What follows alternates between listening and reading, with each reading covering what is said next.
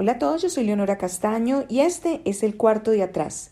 No olviden que además de estos cuentos que ustedes encuentran en mi podcast El cuarto de atrás, en Spreaker o en Spotify, también pueden oír y ver todo mi contenido suscribiéndose de manera gratuita a mi canal de YouTube, El cuarto de atrás, Leonora Castaño, así juntico, para que me encuentren más fácil.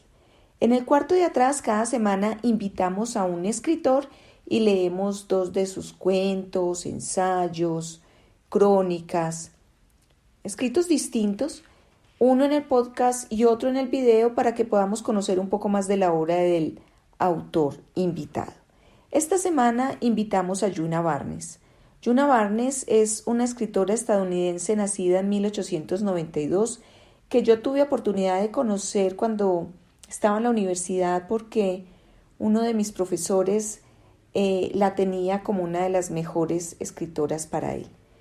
Desde entonces la conozco y he querido traerla esta semana al cuarto de atrás. Es una escritora que fue una mujer de vanguardia, que se alejó de todos los estándares sociales y culturales de su época y llevó una vida absolutamente bohemia y agitada en plena época de explosión vanguardista. Siempre estuvo rodeada de las principales figuras de arte y literatura como Ezra Pound, James Joyce, Eugene O'Neill, Beckett, Hemingway y hasta el propio Chaplin. El cuento que hoy vengo a leerles se llama La Pasión y dice así: todas las tardes a las 4:30, con excepción de los jueves, un elegante carruaje avanzaba con deliberada excelencia por el Bois, tirado por 2 caballos bayos con relucientes anteojeras de charol, adornadas con una R de plata, con las colas recortadas que se levantaban orgullosamente por encima de las gruperas bien cosidas e inmaculadas. En este carruaje con las cortinas entrecerradas estaba sentada la princesa Frederica Rollinghausen, erguida exactamente en el centro de un cojín con medallones de encaje, con la cabeza inmóvil. Detrás del velo tirante que envolvía como una telaraña la ancha ala de un sombrero de paja, cargado de cintas y de rosas, el rostro imperturbable ya no estaba pintado con colorete para realzar el contorno, sino para iluminar una noble demacración. La alta figura de hombros elevados, como delicados arbotantes, estaba revestida de moaré gris, y las delgadas rodillas dejaban caer el rígido exceso en 2 puntas angulosas como las puntas de una caja de bombones. Ni una perla de la gargantilla se agitaba entre el azul sumergido de las venas, ni el claro resplandor de las largas uñas se desviaba de su costumbre con algún movimiento personal, ni la hebilla de los zapatos, ni la mirada penetrante. Todo el brillo y la atención estaban dirigidos al girar del carruaje, mientras los caballos, al pasar junto al lago, asustaban a los cisnes que agitaban en el agua su estruendosa queja.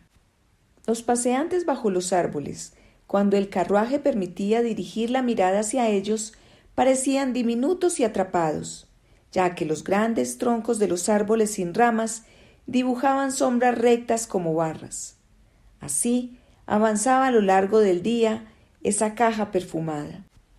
El cochero, sentado en el pescante con su hijo, domaba al joven para una vida dedicada a conducir, en la que el viejo no tendría nada que ver. Todos los jueves, cuando la princesa estaba en casa, el carruaje vacío era conducido con un elegante balanceo, y todos los jueves, en el Allée de Longchamp, resonaban los gritos del viejo. Tusma, Tusma. Los criados de la familia, ahora solamente 5, trabajaban con el mínimo esfuerzo compatible con una rutina cada vez más lenta. Todas las mañanas se quitaba el polvo a los libros de la biblioteca, con su encuadernación de cabritilla blanca y los escudos de armas descoloridos. Y todas las tardes, cuando el sol no era demasiado abrasador, se descorrían las cortinas de la sala de música, pero como la princesa todos los años se desplazaba cada vez menos de una habitación a otra, Cada 12 meses se cerraba definitivamente un aposento. En la cocina, regular como el reloj, la cocinera batía la clara de 3 huevos con ron y azúcar para el soufflé de la noche. Y con la misma regularidad, el jardinero regaba las plantas al anochecer como si lo hubieran ascendido, porque en el inmóvil esplendor de los jardines del castillo bebía la pesada y oscura majestuosidad de Versalles. El perrito faldero, demasiado viejo desde hacía tiempo para levantarse de su cesto de tela de algodón fruncida, dormía profundamente. Una masa de pelo blanco, sin nada que marcara un miembro o un rasgo, salvo la línea de pelo oscuro que marcaba los párpados y la punta húmeda que colgaba debajo de la barbilla. En sus jueves, la princesa se levantaba a las 3 y se vestía delante de un largo tocador de roble resplandeciente de botellas talladas. Había medido casi 1,80 m. Ahora había disminuido, pero poco. Había flores cortadas por donde iba, pero no las cuidaba ella. Las escenas de caza colgadas en la pared entre las altas sillas de roble, las había pintado ella de joven, estaban plumosas de polvo y caídas en el olvido. La espineta del rincón, cubierta de una tela de raso amarillo, bordada con sus propias manos, se estaba desmenuzando a lo largo del bisel de la tapa, revelando un silencio de medio siglo. Una estaba abierta en un Liebeslied.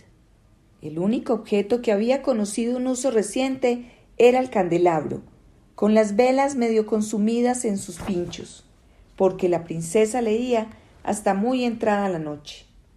Solo había 2 retratos que estaban colgados en el comedor, uno de su padre de uniforme de pie junto a una mesa, el sombrero empenachado en la mano en la empuñadura de la espada, los tacones con espuelas perdidos en el pelo profundo de una alfombra. El otro, de la madre, sentada en un banco del jardín, vestida de verde cazador, con un sombrerito masculino ladeado. En un puño sostenía una cascada de volantes sobre las altas botas de montar. En una vitrina barroca había miniaturas de hermanos y primos. Niños asexuados de mejillas sonrosadas y cabellos de luna sonreían entre las curiosidades.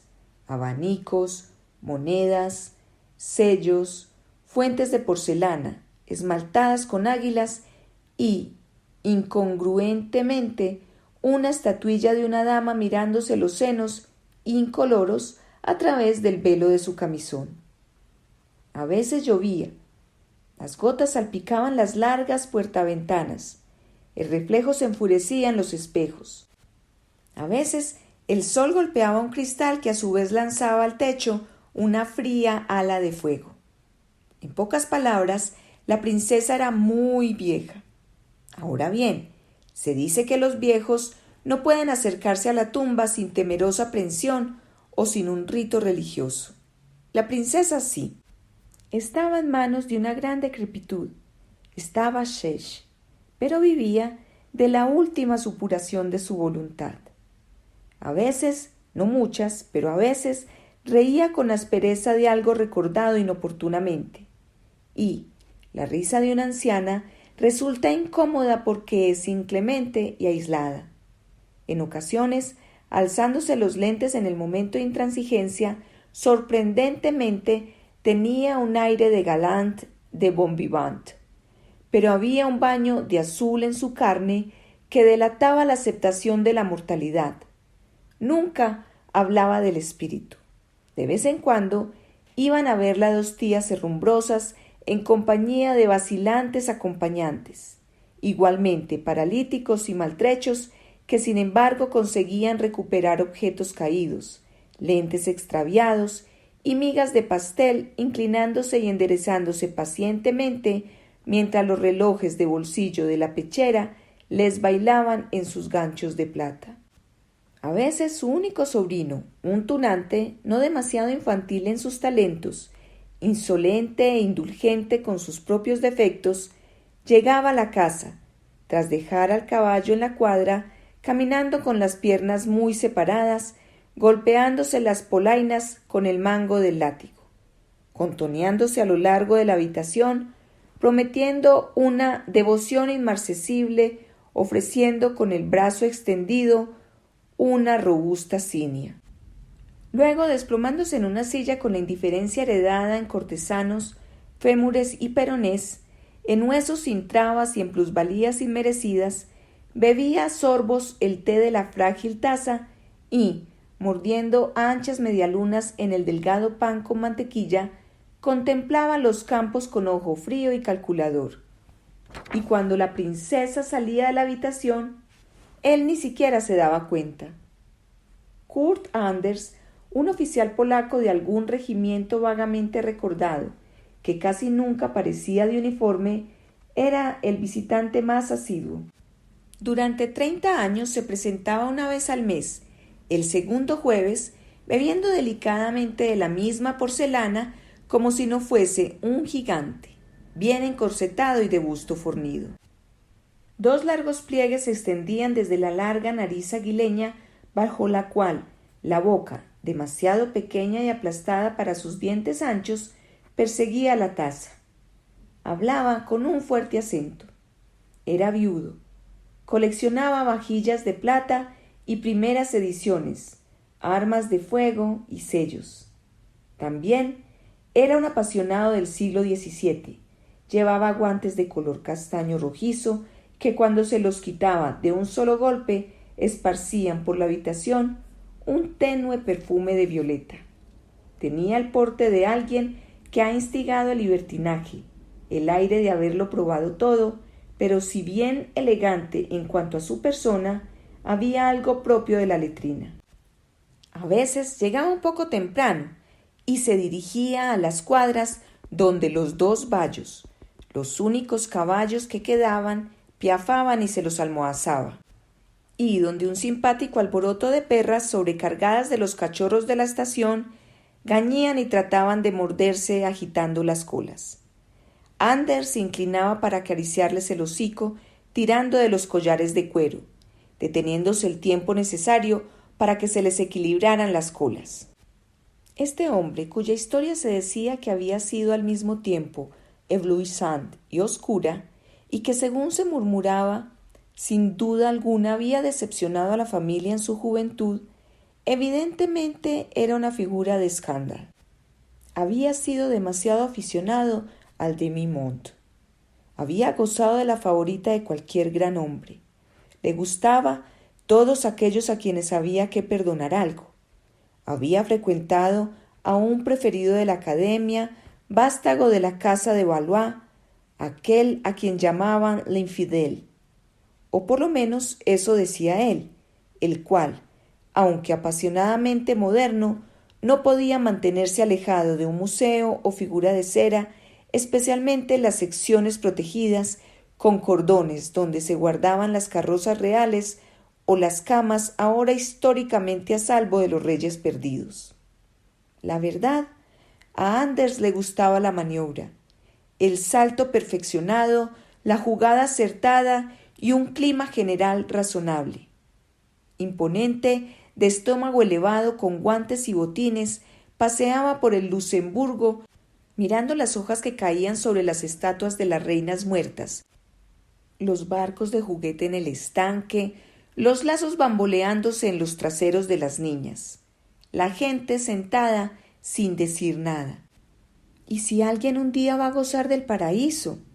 Entonces, la única pérdida irreparable es cualquier parque de París que no se puede visitar más. Más tarde, entrando en la sala de música, quitándose los guantes, hablaba de los perros, de las carreras, del otoño, del aire en relación con el otoño y el aire de otros países. Hablaba elogiosamente de esta o de aquella catedral, de este o aquel drama. A veces colocaba delante de la princesa un aguafuerte raro esperando que le gustase, o caminaba de un lado para otro delante de ella hasta que la princesa notaba los bolsillos del abrigo de él, en el que había metido florecitas. A veces él se olvidaba de los caballos y de los perros, de los aguafuertes y de los otoños, y se concentraba en el uso y la decadencia del estoque y en la ventaja de las botas altas para un actor. La princesa citaba a Schiller. Entonces Anders se zambullía en la utilización del bufón en Shakespeare, dando vueltas y vueltas a un delgado anillo de oro en el meñique, en el que titilaba un rubí tierno como el agua. Sopesada una observación que la princesa había hecho sobre la impracticabilidad de mantener la tradición ahora que cada persona era su propio bufón. Podían adentrarse en la literatura general y ella le preguntaba si conocía bien la poesía de Gran Bretaña. Él contestaba que Chaucer le fascinaba y que era endiablado quitárselo de encima. Ella sonreía, preguntaba seriamente ¿y por qué quitárselo? Y luego saltaba una discusión sobre pintura y de cómo se había abandonado el genre hogareño cuando los holandeses cedieron el paso a los ingleses. Discutían el pro y el contra de los temas interiores y los temas al aire libre en la pintura al óleo. Y de vez en cuando toda la discusión giraba en torno a las sugerencias de un paseo para ir a ver un magnífico mueble español. A veces él no se llevaba el agua fuerte. Naturalmente, todo el mundo suponía que la princesa era la única verdadera pasión de su vida. Se daba por sentado que, de no ser por una hernia durante la guerra franco-prusiana, él le habría pedido la mano. Otros estaban igualmente convencidos de que la princesa era demasiado tacaña para compartir la mitad de su cama. El resto insistía en que habían sido amantes en su juventud y que ahora eran casi como marido y mujer. Todos estos no eran más que tonterías, eran páginas de un viejo tomo reunidas al cerrarse el libro. Durante la penúltima visita había habido cierta tirantez. Él había mencionado a Gesualdo y las tribulaciones del asesino, y del asesino a la pasión de Monteverdi en la tumba de la amada. Caminar directamente hacia lo espantoso, dijo. Eso es amor. Se detuvo justo delante de ella para hablar inclinándose hacia ella para ver cómo reaccionaba, y ella, echándose hacia atrás y escrutándolo, dijo: el último acompañante de una anciana es siempre un incurable. Depositó la taza de té con mano ligeramente temblorosa y añadió con áspera mordacidad: pero, si un hombre pequeño y ligero con barba hubiese dicho te amo, habría creído en Dios. Después de esto, él solo volvió a visitarla una vez, y solo una vez fue vista la princesa en coche en el Bois, una bruma detrás de un velo tirante. Poco tiempo después, ya no vivió. Y hasta aquí va este cuento de Yuna Barnes. Soy Leonora Castaño y les envío un abrazo. Si les gustó el cuento, no olviden darle me gusta, dejarme todos sus comentarios y compartirlo con amigos y conocidos. Aquí los espero con una nueva lectura. Gracias.